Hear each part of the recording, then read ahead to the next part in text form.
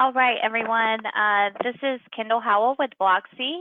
We're going to go ahead and get started so we have time to go through everything as well, time for Q&A at the end. Thank everyone for joining today. What we're going to be doing is going through the teacher dashboard from Blocksi. I'm going to be leading the training today. Just a little light housekeeping. Everybody by default is muted. This way we can get through the entirety of the presentation. I'm going to show you from start to finish, how to set up your classes, how to log in, and all of the functions you have and how to do those functions.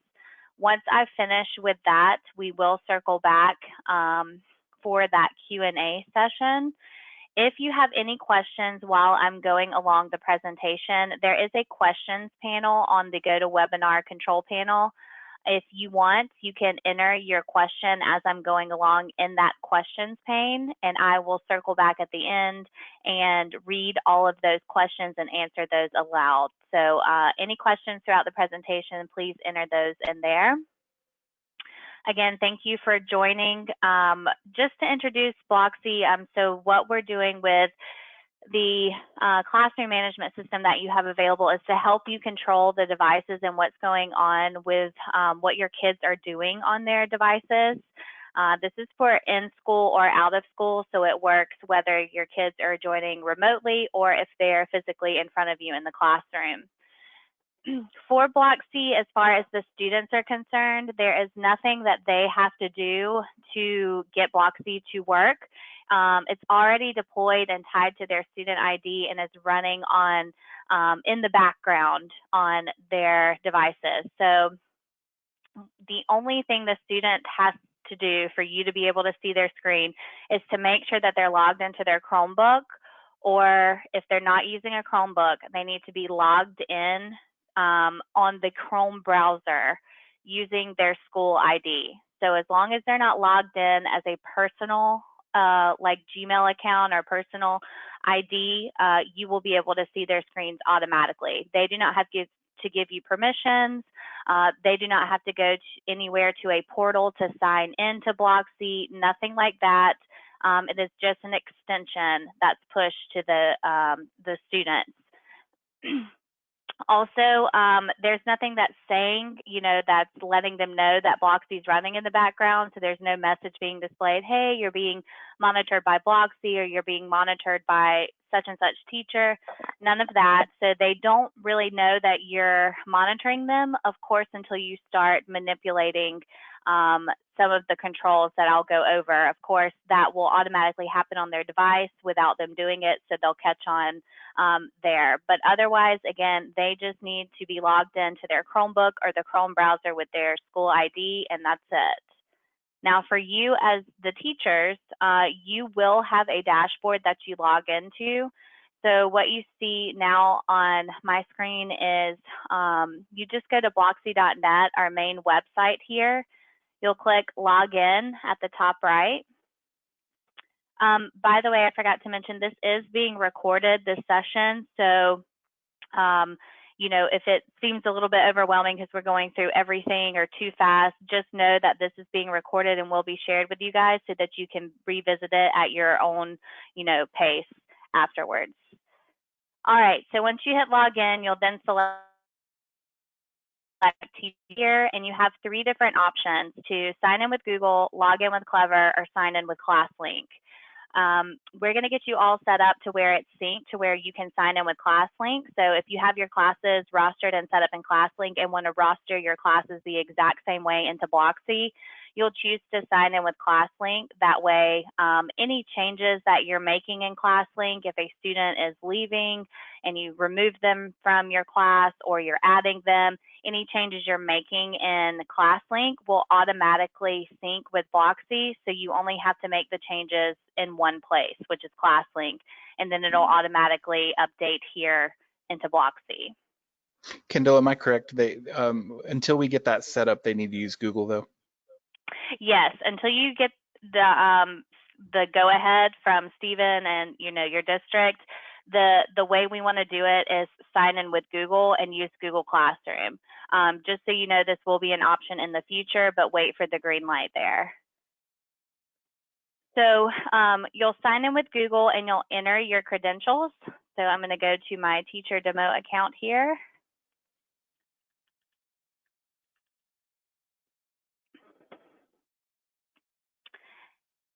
And once you get logged into the main Blocksi teacher dashboard page, as you can see for this demo account, I already have my classes set up here and rostered. But the way you would roster it from Google Classroom is you would click this Google Classroom icon here. Once you click that, you'll see all the classes that you have set up in your Google Classroom, and you'll just check the boxes for the classes that you want to import into Blocksi and select OK. With this, synced with Google, it is so same thing. You know, if you make a change in Google, like if you're adding a student or removing a student in Google Classroom, it will update into Blocksi to reflect that as well. Okay. If you had to, I will let you know this. You can create a class manually if you needed to for some reason. If you create a class manually, it's not syncing into Google Classroom. So first and foremost, the easiest, most seamless way is just to keep it uniformed using Google Classroom and import your classes that way for your rostering needs. If for some reason you needed to create a class that's there, you would just give it a name. You would enter the duration, so the time period of your class, and then select Create Class. And you can go in, and to add a student manually in Blocksi, you would click into that class, and you'll notice the Student tab at the top right here. It has to be an inactive class. So I'm going to show you. When I start my class, that button is grayed out, that in the teacher's icon to add a second teacher or to add a student. So make sure your class is inactive if you're trying to add a student on the fly in Blocksi this way. If you are, you would just look up that student, hit the magnifying glass, it'll show in the list, and then you'll just click the plus sign and add that student. And that student's thumbnail will appear in your class. That's the same case if you need to add a second teacher. So if you have a co-teacher or an aide or somebody else that needs to help monitor your class, you can add a second teacher by clicking on this icon and adding the teacher there. Now, disclaimer for that is that the second teacher, you can only add one other, and it's just for monitoring purposes. So it's just for that teacher to be able to log in to your class at the same time that you're logged in as the primary teacher, so that both of you can be logged into one class at the same time. However, the second teacher will just be able to monitor and see what's going on the screens. They won't have all the primary functions that you will have as the primary teacher. That is being updated, just FYI. We know that's a big request, and so that is on the roadmap to add several teachers and to grant them permissions to have primary functions as well. So that's coming soon. I don't have a firm ETA for you, but as of this moment in time right now, you can just add one other teacher, and it's for monitoring purposes only. Okay, again, just to emphasize it, make sure your class is inactive to add a teacher or a student. If your class is started, you will notice that those options are grayed out and you won't be able to add them during an active class. Okay, I'm going to click on Blocksi Teacher Dashboard to go back to the main login page. So this is where all of my classes are housed here. You'll notice the Show and Hide Schedule button here. This is where you can set up a class schedule. So you don't have to set a class schedule, but the significance of creating a class schedule is, say you have the option for your classes to be on an automatic start timer. So that way, if you have them on an automatic start, it means like you can here, I have 8 see my list here, 8 a.m. math class, 9 to 5 biology 2, so on and so forth. That means if I have this switched on, my math class on Monday, Wednesday, and Friday, which is what I have this math class, at 8 a.m. Monday, Wednesday, and Friday, my teacher dashboard will automatically start. So if I'm out in the hall and it's 8:02, it's already started. I don't have to come here and manually click into my class. So you can have that on an automatic start. Even if you do set up a class schedule and you don't want it on an automatic timer, all you have to do is keep that switch toggled off, and that just means you would go in and click in your class and start it manually, okay?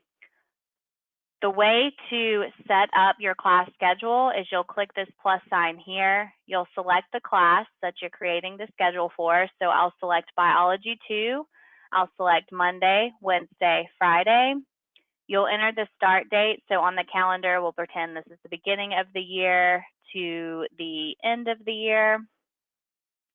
You'll add the start time of that class. So we'll do 8 o'clock a.m. and then select add, and you will click save, and then it will save your information and that class will be scheduled. I'm not going to save it because I already have my classes, but I was just showing you how you would set your schedule there. So make sure you would then click save. Once you do that, you can click on this calendar here and you'll see all of your classes for each month.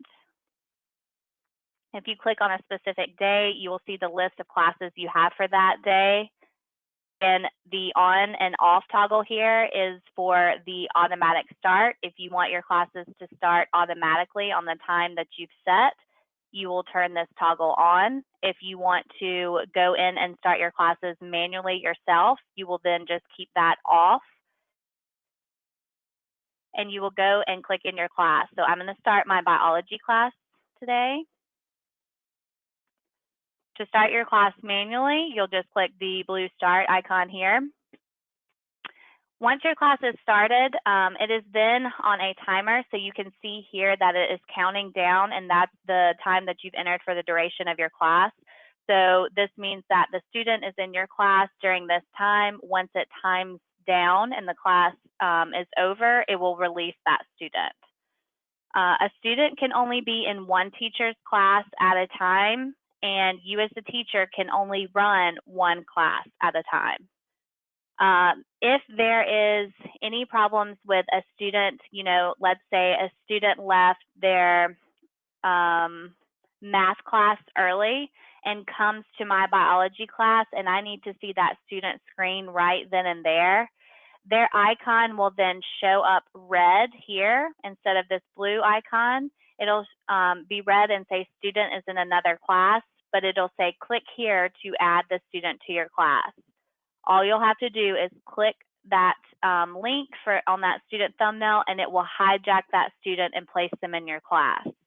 So if it ever becomes a conflict, you and the previous teacher can work that out and hijack the students back and forth very easily. But again, the student can only be in one class at a time. The reason these thumbnails are blue here, colleagues, that these are my columns. We pretend to be students for demo purposes on our Chromebooks. So they are not currently online, so I'm not seeing them. It's a blue Blocksi screen. My Chromebook that I am on, pretending to be student 003, is the one that is online, so that's why you're seeing what's going on my Chromebook here. You can move these thumbnails around to mock how your classroom is, or if you have a few that you need to move to the top or to the side to keep an eye on, you can move the thumbnails around and the thumbnails will stick. So the next time that you start this class, it'll be how you last left the thumbnails. If you need to reorder those thumbnails, you can click this A through Z button here on the left-hand. When you click that, you can decide when to reorder to alphabetical order.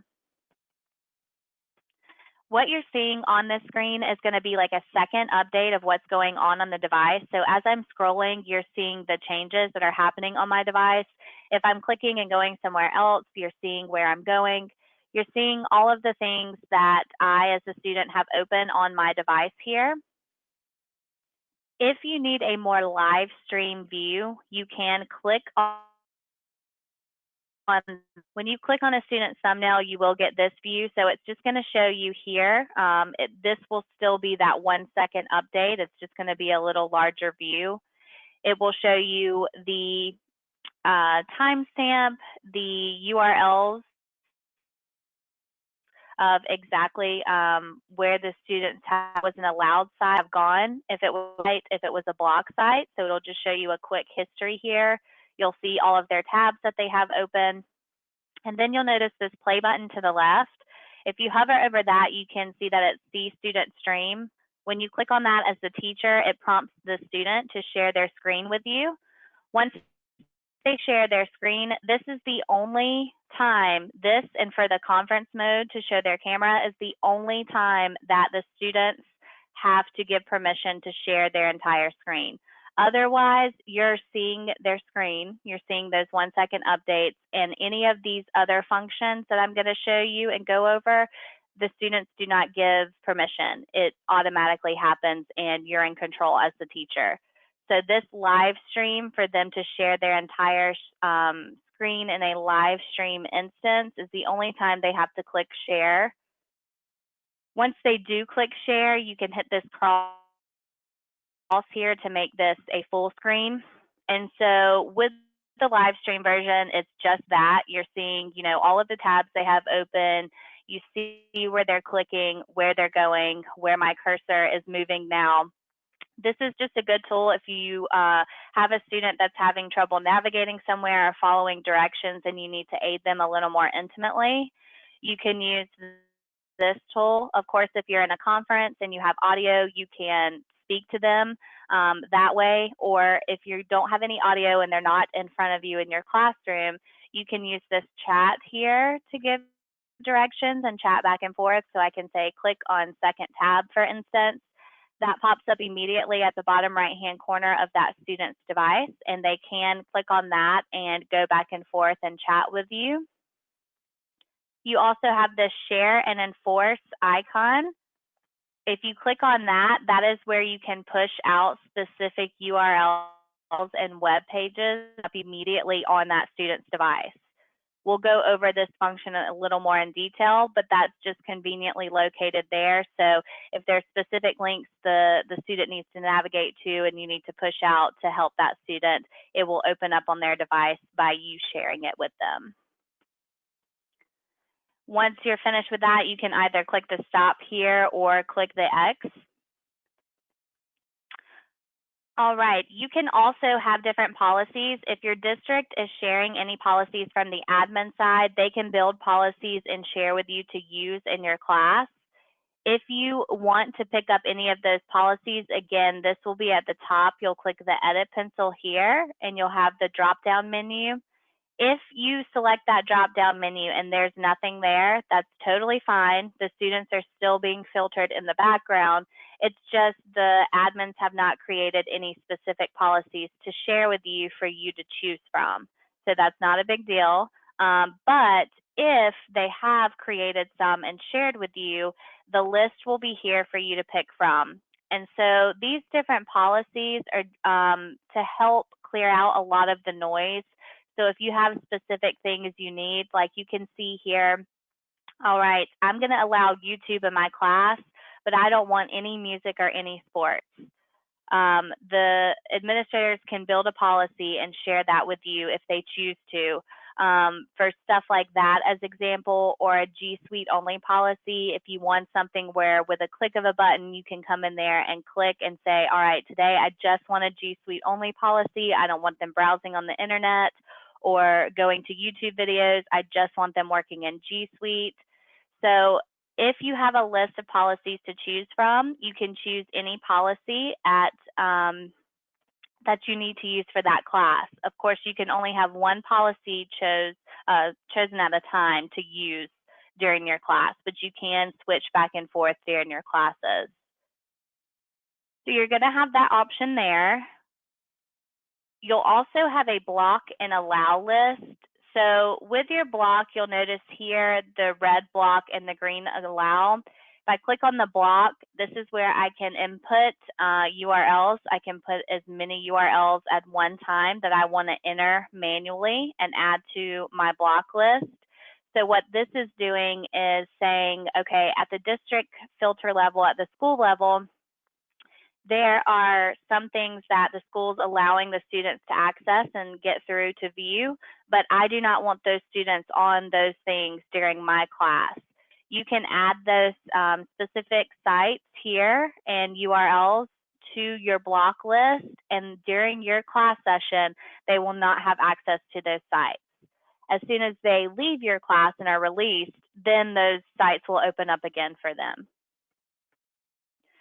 Same thing as vice versa. If you have an allow, if there's something being blocked and you need to open it up right then and there, you can use the allow to open those URLs up for you to view, for the students, the students to view during their class.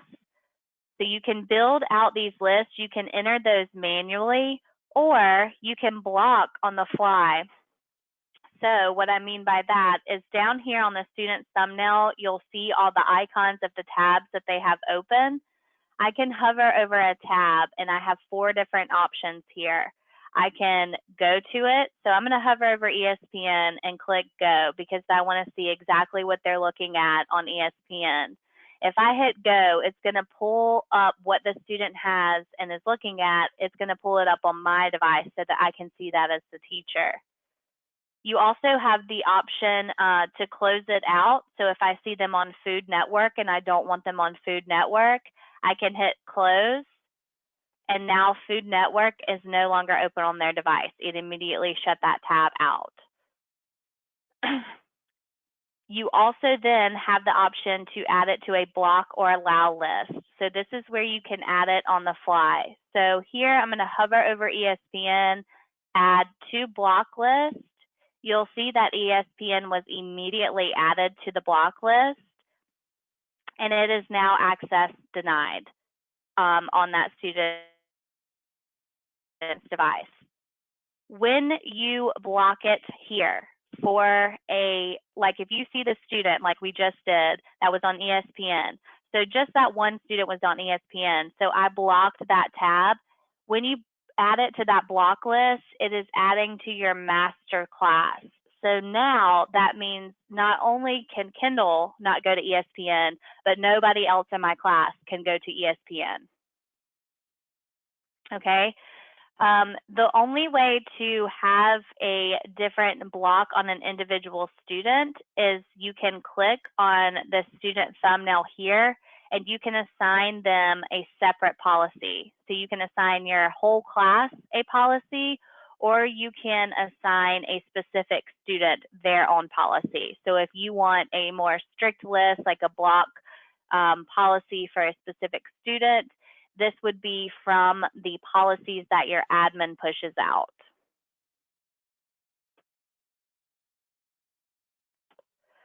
Any list that you create here, you can create as many lists as you would like. You can save those by clicking the disk icon. You would just give that list a name. Then you would, the next time, like if you want to use this same list for the same class the next day, or if you want to use the same list for other class sessions that you teach, when you start the class, you can come here and click on the folder, choose that specific list, and it will load that list automatically for you to use again. That way you don't have to remember all the sites to enter them every single time or waste time doing that. You can just save those lists and load them as you need to use them. Big reminder here is that if you don't save any of your block or allow lists, you will have nothing to pull from. And in that case, it will start over as a blank canvas. So if you don't save anything, you start the same class the next day, it will be blank here and you'll have to type in those URLs again or create a new list. So if you do want to reuse these lists that you've created in this same class or other class sessions that you have, make sure to save those lists.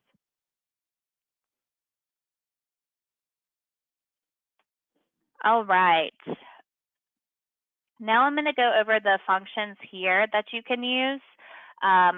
You can do all of these functions that my cursor is moving over here. You can do those in 3 different ways. You can do it to the class as a whole, so it affects every single student in the class. The second way is you can create groups by clicking this group icon here at the top. If you click on that, you will hit create new, give the group a name. And then down here at the bottom from the drop-down menu is a list of all of the students that are in your class. So you'll just select those students that you want to put in this specific group here, and then you will save the changes. So these can be done to the class as a whole, to groups where it just affects the students in those particular groups, or you can do it to the individual. So all of these icons down here at the bottom, if you hover over, it tells you exactly what that function is, and you can do it to just an individual student. So the first thing I'll show you is the heads up feature. So this is basically a lockdown browser, and what this does is it locks the students down to where they can't open up anything new, and everything that they currently have is frozen, so they cannot do anything. This is good if you need to make an announcement and need to get everybody's attention. You can hit the heads up. It's going to prompt you to enter a duration. So for however long you want them locked down. So I'm just going to enter 2 minutes and hit confirm. When I do that, you'll notice that the student's device here, as all of their other tabs have been shut down, they're now logged into this green heads up screen. They cannot exit this green heads up screen. They cannot open up anything and go anywhere else. They are locked in. And at the mercy of you as the teacher until that time that you enter times out, or until you as the teacher cancels the heads up here. Once you cancel that, everything is restored, so that they don't lose anything that they were doing previously, and also that way they can then be released to open up new things and move about their device as before. That's going to be your heads up feature. The next feature is the share and enforce. With share and enforce, this is a way that you can push out specific links that you want to open up immediately on the student's device, so it'll open up as another tab. You can click on add field to push out as many URLs at one time that you would like. So I can push out, let's do CNN and National Geographic, for instance. Now the difference between share and enforce, I'm going to show you share first. So I'm going to hit share. It now pushes out CNN and National Geographic immediately on the student's devices, but you'll also notice that all of their other tabs are still there, and they have the ability to open and go elsewhere. So they can navigate away from those two things that I've shared. Like some of the use cases to use the share icon is for when you're pushing out like an article for them to reference while they're working on whatever they're working on, or if you have something you want them to get to once they finish up with whatever they're currently doing, you can use the share option. But you can also hit enforce. So with enforce, you can push out as many things at one time, or you can just push out one single thing, whatever you need to. And this time I'm going to hit enforce. It prompts me to enter the time that I want the kids locked down to just what I'm sharing. So I'll hit 5 minutes, for example, and hit confirm. Now with the enforce, you'll see that it closed down everything else that they had open, and it just pushes out CNN and National Geographic, for example. So now the students are locked into just those two things. If they try to open up another tab, so on my device, I'm going to try to open this up and go to Amazon, for instance. When I try to do that on their device, it shows the only links that they're allowed to go to during this time. Okay, you can always, the kids will be locked in until the enforce times out, the duration that you lock them down to once that timer times out, or you manually click stop enforce. I forgot to mention with the heads up, this is the same case with any of these functions here. You'll notice this X under each individual student thumbnail. So if you just want one student to be released, you can stop the enforce on that one student and not the rest of the class. And so then that student will be able to freely move about their device again, but not anyone else in the class, for example. So you can do that by student, Or if you hit any of like the stop heads up or stop enforce here at the top, that will release everybody in the class. And once they're released, that means that they can open up other tabs and go elsewhere, and everything that they had open prior to that command will be restored so that they don't lose anything. That's going to be your share and enforce there. The next feature is your messaging tool. So this is not another messaging tool for peer-to-peer messaging. This is strictly one-to-one between the teacher and the student. Again, the teacher can send a message to the entire class. They can send it to a specific group, or you can send it to the individual. So down here on the little chat icon, you can message the individual student. So I'm going to send out a message, any questions, and hit send. Once the teacher sends that message, it pops up at the bottom right-hand corner of the student's device. They can click on that and message you back. And once they respond, their chat bubble under each of the student icons will flash in orange. You can just click on that chat bubble to see what that student replied. So that student said, no, they do not have any questions. And then I can also see a list on the left-hand side of all of the other students in my class and further engage with them as well. That's going to be your messaging feature. You also have your assessment tool. So to preface this, with our assessment tool, this is not for you to come into Blocksi and create a test or a quiz. It is not designed for that. It is designed to push out the quizzes and tests that you've created in a safe, secure testing environment to lock the students down to those particular quizzes and tests so that they can't open up other things and cheat and find the answers, for example. So when you first click on the assessment tab and this window pops up here, you'll notice that you can click on the assessment tab down here at the bottom.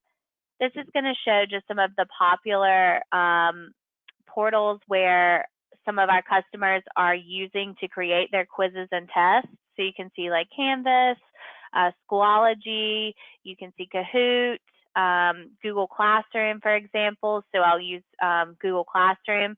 When I click on that, it has me, prompts me to enter a specific Google Classroom quiz. So what you would do as the teacher is you would go into your Google Classroom, create your quiz, copy the URL, and then come here into Blocksi, paste that URL, and hit confirm. What it will do then is then push out that specific Google Classroom quiz and lock the students into that quiz only so that they can't open up anything else outside of that quiz, nor can they go anywhere else in Google Classroom. They are just locked down to that specific quiz, for example. So that's one way to utilize the tool. You can lock them down to a specific quiz or test.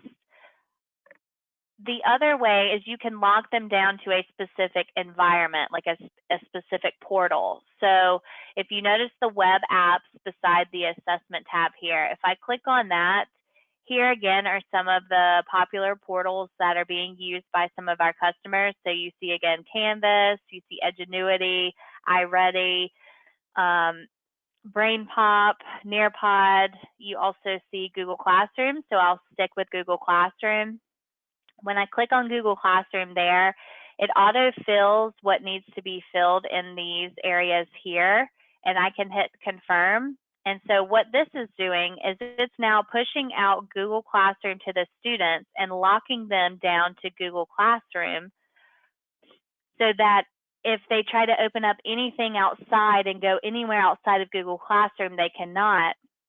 But in this instance, they're able to move all throughout Google Classroom. So they can access, they're not, locked down to a specific Google Classroom quiz. They're locked down to the entire Google Classroom portal. So they can access assignments, message boards, any links you post in Google Classroom, anything that's associated with their quizzes, tests, login pages. They can access all of that, anything throughout the Google Classroom environment.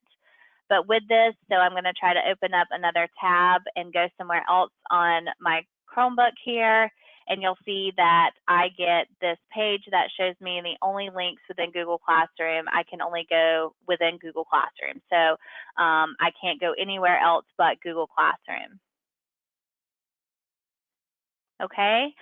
You can push out as many portals at one time that you would like. So if I come back here, click the assessment tool and go to web apps, let's say for this particular day in my biology class, I just want my kids working in Canvas, Edgenuity, and Google Classroom.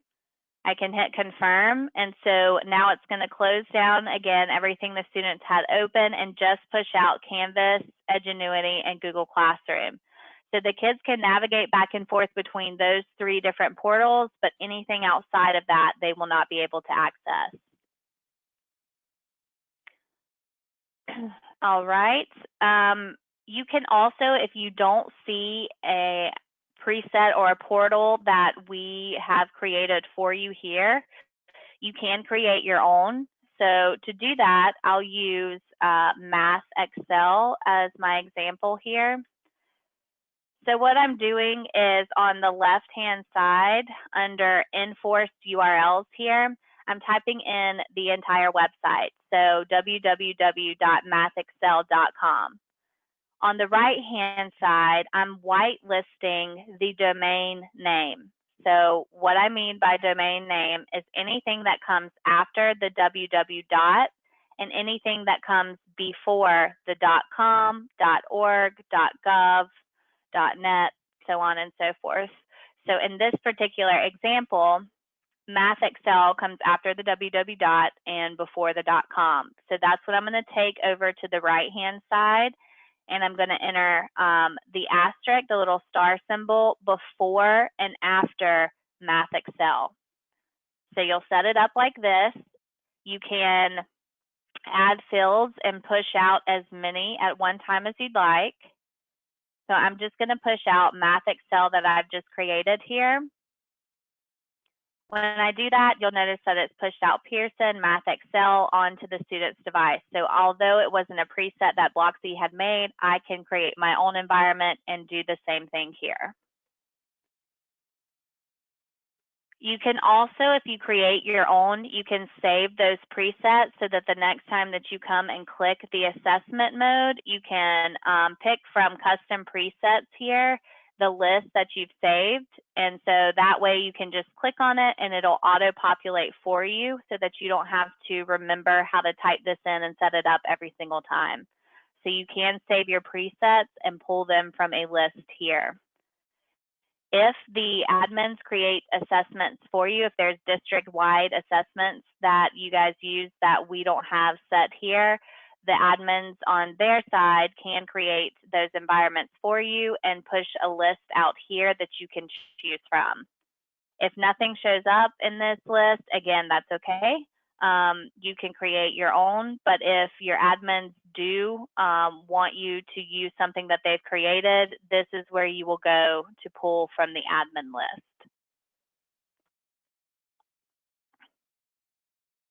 All right, that's going to be your assessment tool. You're also going to have your screen share capability. So it does not matter the device you are on as the teacher. So I'm currently on a MacBook Air on my teacher dashboard. So you can share your entire screen. I have 2 monitors here, so I can select the one I want to share with the students. Or you can share an application window. So if you have a bunch of different things open on your device, but only want the students to see one thing, you can pick that application to share with them. And the third thing you can choose from is to share a specific Chrome tab. So if you have a bunch of Chrome tabs open, you can choose a specific one to share with the students. So here I'm going to pick my main screen that I have my teacher dashboard open on, and I'm going to click to share that. When you do that, it initializes in full screen immediately on the student's device. They will see what you're doing on your screen in real time, so everything that you're doing is live and it's reflecting then so that the students can see that. So if you're going over like PowerPoint slides and you're changing the slides, they're seeing you change those slides as you do so. Or if you're navigating and going somewhere, trying to, show them instructions on how to go somewhere or do something, they're seeing everything as you do it live. All right, and that is until you hit stop screen share. Of course, once you do that, you're no longer sharing your screen. With that same token, you can also pick a particular student screen to share it with the rest of the class. So if I click on a student thumbnail, this icon at the top here, that's like the little screen with a little Wi-Fi signal in the left-hand corner. If I click on this icon, it prompts the student to share their screen. Again, remember, anything that they're sharing their entire screen in live form, they do have to click share. So once they click share, then that student screen will be shared with everybody in that class. And so that means that all of the students will see exactly what's going on that student's device while the student is sharing their screen. This is good for, if Kendall did a problem exceptionally well and I want Kendall to demonstrate to the rest of the class how she did so, I can ask her to share her screen and demonstrate that. As the teacher, once you're ready for that to end, you can either hit the stop icon here or you can simply just exit out of that. We also have conference mode. So with our conferencing, if you guys are using other things like Zoom or Google Meets and you still want to go with that, you do not have to use our conferencing tool. You can use Google Meets and Zoom and do your conferencing that way, and then just use your Blocksi teacher dashboard to manage what's going on your devices with your kids. So you can do everything that we've done up to this point. You can use both platforms. Or if you wanted to use Blocksi and nothing else, we do have this conferencing tool that you can use as well. So with the conferencing, if you click on the conferencing tool, you'll notice that you are able to record your conferencings if you choose. You then have two different layouts to choose from. So you have dominant speaker layout or tile layout. I'll choose dominant speaker layout. With this layout, this is strictly between the student and the teacher. So in this mode, when you click on the conference, it immediately initializes on the device of the student. So it pops up at the bottom right-hand corner as a Blocksi conference window, and they immediately see you as the teacher. They can resize it, so they can make it full screen, they can minimize it, they can resize it however they want to, but they are seeing you in live time, just like you're seeing them here. Now, they're only seeing you as the teacher, they're not seeing their peers in this dominant speaker layout, and you as the teacher. So what you're seeing here is you're seeing yourself in this little icon, you're seeing the student here on their device. And then if they're working on something and navigating somewhere, you are seeing what they're doing here on their thumbnail. So you'll see what they're doing. You'll see that it's in fact that student. If you're pushing out a test, we'll pretend Kendall's working on a test. I can see that she's working on a test, and I can see it as in fact Kendall. It's that mom or dad, older brother, older sister. Okay. You as a teacher can also click on this arrow and you'll have a list of all of your students that you can go back and forth with. So if I had other students in my class, I could see them here. And you can go back and forth that way with your students, but you view them one at a time and they only see you. Because of student privacy laws, they do have to turn their camera on for them to be seen. So it pops up like this. It's a little larger than this on their screen. It pops up, but they see you. And then by default, their mute and camera is turned off. So all they have to do is switch that camera button on. And once they do that, then you can see them. Now, they do have control of that. But you have control of their audio. So each individual student has their audio functions here on their tiles. So if you need someone to come off of mute and speak, you can click that and it will put them either unmuted or muted based on what you do. So you can control their microphone. Okay, that's going to be your dominant speaker layout.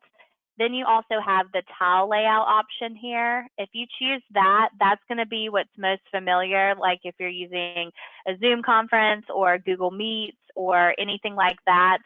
It's going to pop up with one window here, and you'll see all of the students in your class in one window. So of course, I'm the only student in the class, so you're only seeing me here. But to give you a better view of what that will look like, is when you do the tile version, it's going to show all of your students in one window. You'll also notice all of their icons, their mute and unmute functionality at the bottom right-hand corner. So that makes it easy for you to, of course, you can have it unmuted where everybody can be heard, everybody can speak at once. Or you can mute the entire class, and then you just have the individual icons here. So if you ask a question and only want one person to be able to answer or a few people to answer, you can control all of that audio here. In tile layout, this is also where the students are seeing each other. So they can see their peers, they can hear their peers, they can see you as the teacher, and then you as the teacher can see all of them. You can also go back to your teacher dashboard and see what they're doing on their devices. So whatever they're doing, I can see that here, and then I can go back to my conference window and see them live and have a conference going. So you can easily share your screen from this audio conference, but you can also do it here. You can do all of these functions while you're running a conference. All right, and then you can also create breakout rooms. So by utilizing the group tool up top here, you'll just create your groups if you haven't created groups already, or you can select one of your groups. When I select group A here, I see the students that are in there, and I can start a conference for just that particular group and no one else. Or if I want to run all of my breakout rooms at one time, I can hit start all breakout rooms. Here it will start. So this means that group A, group B, and I have a single student in a conference. They're all in different breakout sessions at the same time. And to see who's in each group, I can click this arrow and see which students are in which group. As the teacher, I can connect into that group. So as the teacher, I can pop in and out of my breakout rooms. However, I need to do that. I can also stop them. So if group A, I don't want them in a conference anymore, I can hit stop and it closes them out but continues my other groups. Or if I want to stop them all at one time, I can just hit stop conference here and it ends those breakout rooms altogether. Real quick, I'm going to zoom through this so that we have time for some questions. You may be using a different attendance portal. Stephen, do you want to clarify there? Are you guys using something for your attendance, or do you want them to have the option to take attendance here on Blocksi? For the most part, people are taking attendance in a lot of different ways. So go ahead and go over it. We're kind of having teachers try to get attendance in any way possible. So this would be one of those options. Okay, great. So you do have an attendance feature here. If you click on take attendance, you'll see the students that are present in your class. So I can see that Kendall's the only one present in my class today, but the way to mark them is you'll just click on it to mark them present and leave the ones absent. You can also hit launch webcam. So when you do that, if you have students that are joining remotely, you can see that it is in fact that student that's joining the class and not their friend or their brother and sister. So if you need to check and make sure it's actually that student, you can launch the webcam and then you'll hit update attendance. So here I can see 5 present and 5 absent. I will then to retrieve your attendance logs, you'll hit Insights. So Insights is going to show you all the activity of your students. It's going to show you where they went, where they spent their time on. This is a breakdown of, you know, where most of the time was spent in your class, the average time spent on each of the websites that they visited. Here you'll notice your attendance log. You can export this as a file and save it. It will be present on all of your Insights. So you can retrieve it from your logs, or you can, you know, export your files daily and save those, however you want to do that. From these Insights, you'll have all the reporting. You can search by a particular student. So if you just need to see one student's information, you can use this magnifying glass here and select user. You'll also click at the top left-hand corner of Web Analytics, and you'll see YouTube Analytics, so you'll get to see all of the videos that they visited. You'll also get logs, which is going to be your deeper reporting. That'll show you your timestamp, your date, the exact URL, if they're in school, out of school, all that information that you can export as a CSV file or download as a PDF also. Now, all of these logs are per class session. So if you need to retrieve reports and all of those analytics from a previous class session that you had, you will just click Blocksi Teacher Dashboard here at the top left. And each class has a class history. So you can just click on that class history and it will show the date, the timestamp, and then you'll just click View Analytics to show that history, and it will also house all of your attendance logs on all of these analytics. Last thing, you can take a screenshot. This is unique to the individual student. You'll notice the little camera icon here. If you need to take a screenshot of what a kid is on, you can do that. It'll download immediately to your computer, and you can save that for your records. Okay, so now I'm going to go over the questions that have been entered into the questions panel. Arlene asked, what is ClassLink? How do we get it? So Stephen, I'm sure you'll address and make an announcement with them on further instruction from ClassLink. For now, I believe you guys are just rostering using Google Classroom. Melissa asked, can you have the same student in multiple classes? No, you can only have one student in a class at a time. But if you need to, there's another trick here. So let's say Kendall left my class and early, so my class is still going, but she left to go to the library, and the librarian needs to see her screen. I can hit this Exclude Include button here. It's this yellow toggle right above their thumbnail. If I hit that Exclude button, it's not removing Kendall from my class permanently. It's just excluding her for right now so that the librarian can see Kendall at that time. And so anything I'm doing in my class at this time is not affecting Kendall. But let's say she leaves the library and then comes back to my class and I need to see her again. I can just toggle this on to hit Include, and now I can see Kendall's screen again and she's back in my class. But they can only be in one class at a time.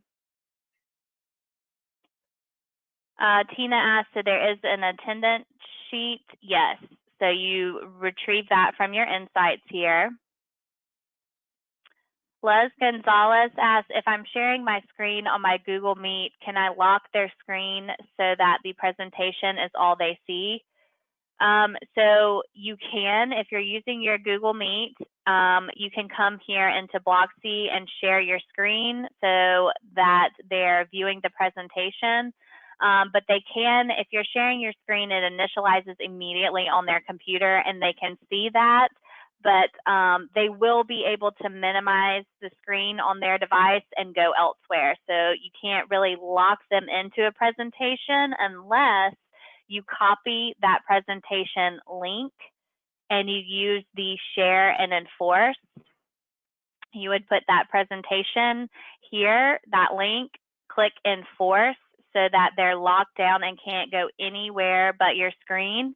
And then you would share your screen so that you as the teacher can go through what you need to go through. That's the only way to lock them down, but you will have to do it by enforcing them here, then sharing your screen, and then managing your Google Meets for the conferencing. Deborah asked, how can you keep kids in a Google Meet and enforce another page? Would you just force Google Meets also? That's another way you can use the share and enforce here. So you can share your page here, and then, you can enforce your page, and then you can enforce Google Meets also.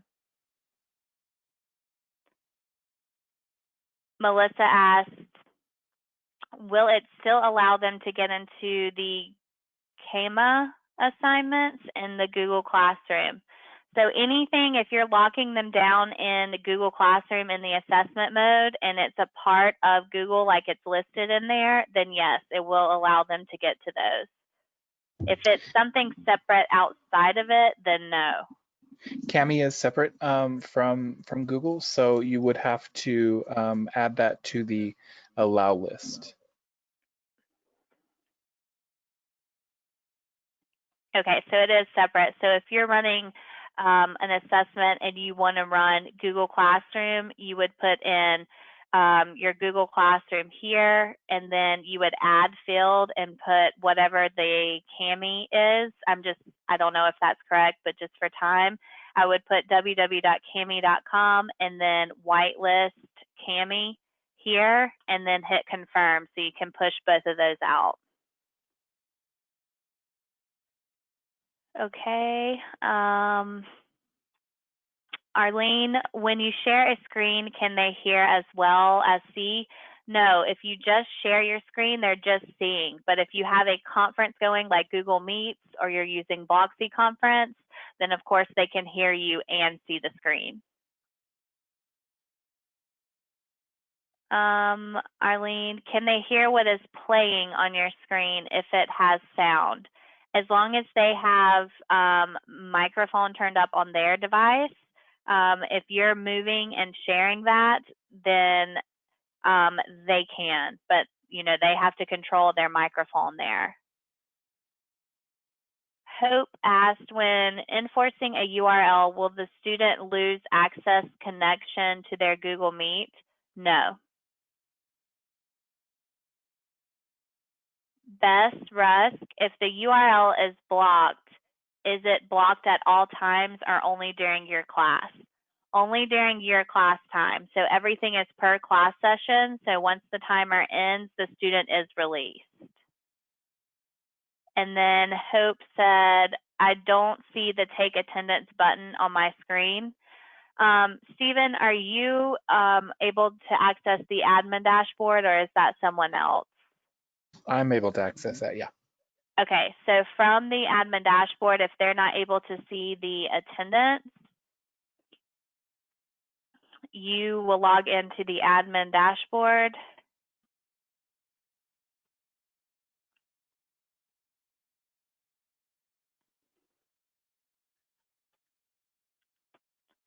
Oh, sorry.